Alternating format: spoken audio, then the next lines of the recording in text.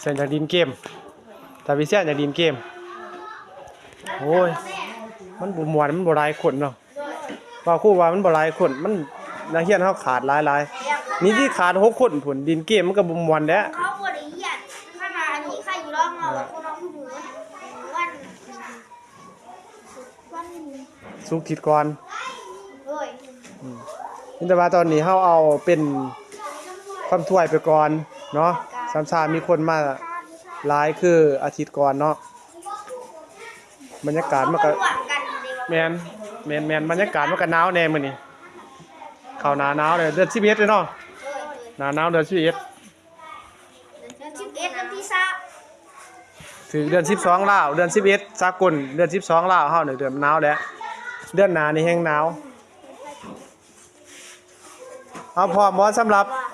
ผู้สิตอบพร้อมบ่สำหรับผู้สิตอบคำถ้วยเฮาพร้อมเด้อบ่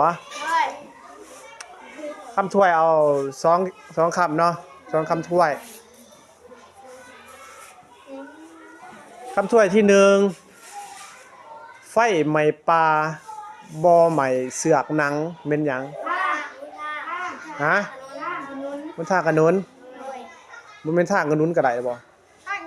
ทางยางก็ได้เนาะเก่งได้ตัวมือเซยตัวเองแน่ซีเมนต์ก็แม่นทางคนเกตก็แม่นเนาะไอ้อีกก็เนืองว่าเนี่ยไฟไหม้ป่าอีกบ่ไหม้มกปลาแดกแม่นหยังบัดนี้ฮะโพ่นปวกหรือว่าจอมปวกแม่นบ่เก่งได้ตัวมือเซยตัวเองโอ้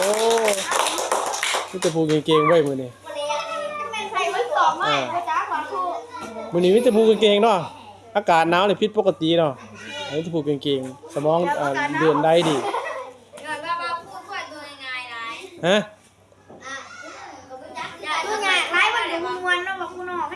แม่นอย่างไรกับบ่ม่วนมีบ่ครูคิดเอาตัวง่ายๆได้มาให้เห็นบ่เก่งได้มื้อนี้ตอบได้เบิดทุกคำถ้วย